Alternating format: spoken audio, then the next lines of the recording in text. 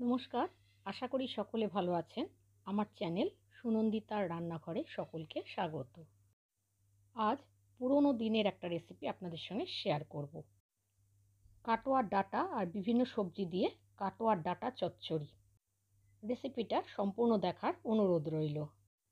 আপনি যদি আমার চ্যানেলে নতুন বন্ধু হন তাহলে আমার চ্যানেলটা সাবস্ক্রাইব করে পাশের বেল বাটনটা ক্লিক করে দেওয়ার অনুরোধ রইল, যাতে আমি নতুন রেসিপি আপলোড করলে আপনার কাছে নোটিফিকেশান পৌঁছে যায়।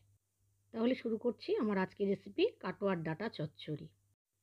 রান্নাটা করার জন্য আমি দুটো পটল খোসা ছাড়িয়ে লম্বা টুকরো করে কেটে নিয়েছি, একটা বেগুনের কিছুটা নিয়েছি লম্বা টুকরো করে কেটে, একটা আলু টুকরো করে কেটে নিয়েছি, আর কিছুটা কুমড়ো নিয়েছি।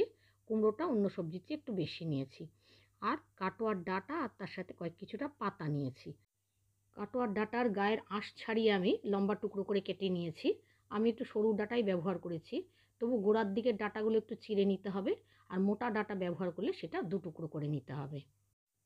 গ্যাসে একটা কড়াই বসিয়ে তার মধ্যে 3 টেবিল চামচ সর্ষের তেল নিয়েছি। তেলটা ভালো করে গরম হলে একটা বড় কাতলা মাছের মাথার অর্ধেকটা আমি টুকরো করে কেটে পরিষ্কার করে ধুয়ে নুন হলুদ মাখিয়ে রেখেছিলাম, সেটা কড়াইয়ের তেলের মধ্যে দিয়ে দিলাম।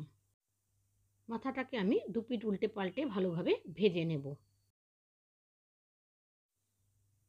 মাথাটা ভালোভাবে ভাজা হয়ে গেছে, এবার এটা আমি কড়াই থেকে তুলে একটা পাত্রে রেখে দিচ্ছি।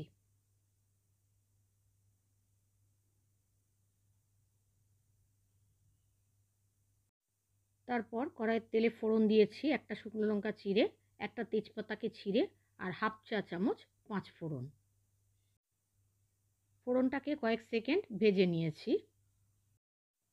তারপর কড়াইতে দিয়ে দিলাম কেটে রাখা আলু, কুমড়ো আর পটল।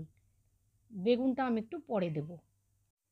আমি এখানে যে সবজিগুলো নিয়েছি তাছাড়াও রাঙা আলু, ঝিঙে, বরবটি, আপনাদের কাছে যা সবজি থাকবে সবই দিতে পারেন।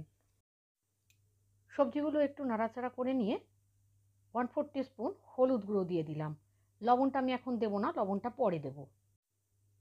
হলুদ গুঁড়োটা দিয়ে সবজিগুলো একটু নাড়াচাড়া করে নিয়েছি। প্রায় সবজিগুলো 1 মিনিট আমি নাড়াচাড়া করে নিয়েছি। 1 মিনিট বাদে ডাঁটা এবং শাকগুলো দিয়ে দিলাম, আর তার সাথে দিয়ে দিলাম 3টে চেরা কাঁচা লঙ্কা। ঝালটা আপনারা স্বাদ অনুযায়ী দেবেন। আমি কিন্তু আর কোনো রকম লঙ্কার গুঁড়ো ব্যবহার করব না। আবারও সমস্ত কিছু আরও 1 মিনিট নাড়াচাড়া করে নিয়েছি। তারপর বেগুনের টুকরোগুলো দিয়ে দিলাম। এখন কিছু মশলা দিচ্ছি। দিলাম স্বাদ অনুযায়ী লবণ, 1/4 চা চামচ হলুদ গুঁড়ো, 1 চা চামচ আদা বাটা, আর 1 চা চামচ জিরে গুঁড়ো। এবার মশলার সাথে সবজিকে খুব ভালোভাবে মিশিয়ে আমি একটু কষিয়ে নিচ্ছি।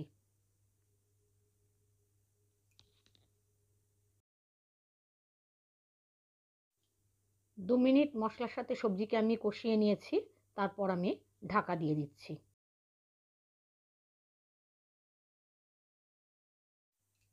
2 মিনিট বাদে কড়াইয়ের ঢাকনাটা খুলে সবজিগুলোকে একটু নেড়ে নিলাম।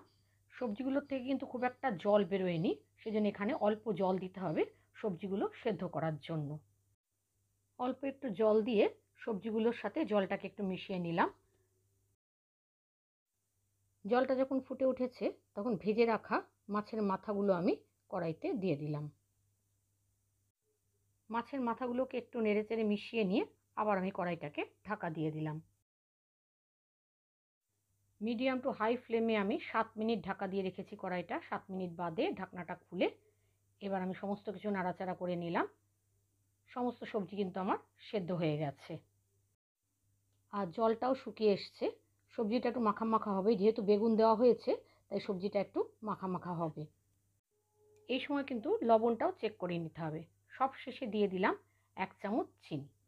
এবার চিনিটাকে খুব ভালোভাবে সবজির সাথে মিশিয়ে নিয়েছি। তো সবজিটা একেবারে মাখা মাখা হয়ে গেছে। সবজি সেদ্ধ হওয়ার পরও যদি জলটা একটু বেশি মনে হয় সেক্ষেত্রে গ্যাসের ফ্লেম হাই করে জলটাকে একটু শুকিয়ে নেবেন। এবার আমি গ্যাসের আঁচটা বন্ধ করে দিলাম। তারপর আমি পরিবেশন করে দিচ্ছি বিভিন্ন সবজি দিয়ে কাটোয়ার ডাঁটার চচ্চড়ি। এটা ভাতের সঙ্গে খেতে ভালোই লাগে, অথবা ডালের সঙ্গে সাইড ডিশ হিসাবেও খেতে পারেন। এখন বাজারে প্রচুর কাটোয়ার ডাঁটা পাওয়া যাচ্ছে। একবার এইভাবে আপনারা রান্না করে দেখতে পারেন। আশা করি আপনাদের ভালো লাগবে। আমার আজকের এই রেসিপি যদি আপনাদের ভালো লেগে থাকে তাহলে লাইক দেবেন, আর আমার চ্যানেলটা সাবস্ক্রাইব করে পাশের বেল বাটনটা ক্লিক করে রাখবেন, যাতে আমি নতুন রেসিপি আপলোড করলে আপনাদের কাছে নোটিফিকেশান পৌঁছে যায়। যদি ফেসবুক থেকে দেখেন তাহলে আমার পেজটা ফলো করার অনুরোধ রইল। আজ তাহলে এখানে শেষ করছি। আবার আসবো নতুন রেসিপি নিয়ে। ততক্ষণের জন্য সকলে ভালো থাকবেন, সুস্থ থাকবেন। ধন্যবাদ।